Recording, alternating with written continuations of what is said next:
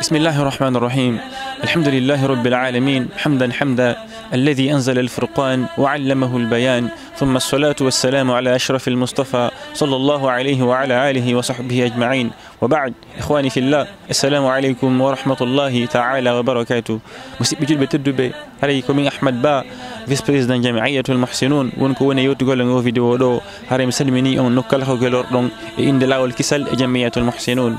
هاري هدف objectif au vidéo do hare ko hollutu gollon activité mawlana do mawla me won organiser dum ko séminaire islamique culturel et sportif inchallah kanu ko rewetende arden e Belgique do à partir du vendredi 26 wondude samedi 27 et dimanche 28 balde tati inchallah tota me wonde to me wondide karam ko en Belgique do sukab en fo Belgique to me wonde me walide me jangide kati inchallah. هاري ندير اون سيمينير دون تودتي امن كرمكو امام تدبي استاذ عبد الله، استاذ احمد با، استاذ محمد الفا ايطالي، استاذ جاكيتي، استاذ بشير كنيم مكاتي امير مي اون اوروب دو ما من بين الجي سانوسي ان شاء الله.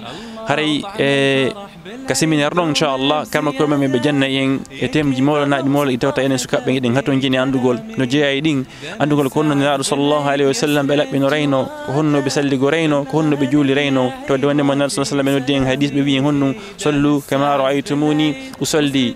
هاري كرمكو ان جنة ين كسيمينير دون ان شاء الله كو يوتي في دوغال في مارياج بير ان ين سكاب بين في جومبوغول بير ان ين كاتي كو هونو جوم جان جان كاتي كو هونو جومبيرتي كو هونو كاتي سناجو ونديرتي ان شاء الله.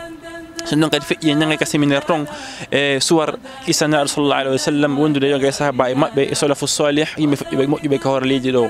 سنون قد في إن شاء الله كسيمينير تون ينعي كتفن نوجي برنامج ديو كترنا برنامج جديد تون ينعي تون إن شاء الله برنامج سcientifique يوتي في ميموار يعني لما تون كلام كوي جنو إن نقدر بو غندل كهون تواتا قول ميموار مكون حركة جنگتا كم ورتا نفتر نبوري مؤيد ميموار مكون إن شاء الله كلام كوي بكر جنة تون كيوتي في يوتي انفورماتيك جنة هاري إن دينا من كان إن شاء الله هاري كهون واوت نفتر يوتي انفورماتيك إن كدينا من دو في نولي دينا من كان إن شاء الله كيا رئيسو حركة وانترال باو بإذن الله.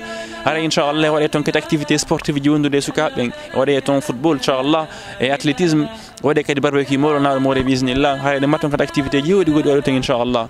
هاري ونو أكتيفيتي دو فوتو إن شاء الله لفندرودي 26 وندن تو والدن سامدي 27 هالو ديماش 28 إن شاء الله. هاري من لوي شالي كلو كوريتين دن أردن. هاري كلا فارو بارتيسيبي دو أكتيفيتي دو هاري نيميرو فاي كفيديو ري دو هاري موانو دي كنيميرو دو ما كلا كد مودو فالو بيد مونتاويتون. هاري كلا مارنا بارتي دو 16 ans هادو تون هيمو انفيتاي في هاري مو انفيتا كسيمينار إن شاء الله. هاري نون بلاص دي هيدي ليميتا هاري بلاص جيو ديجا دي جتاما دونك هاري بلاص دي هيدي ديسپونيبيليتي كلا فالا تاويدي. هاري موانو دي نيميرو افيشي نو ليغا إن شاء الله. هاري السلام عليكم ورحمة الله وبركاته. عيد الفطر من بعد شهر الصيام، من بعد شهر الصوم شهر العبادة، بك نبتهج يا عيد في كل عام.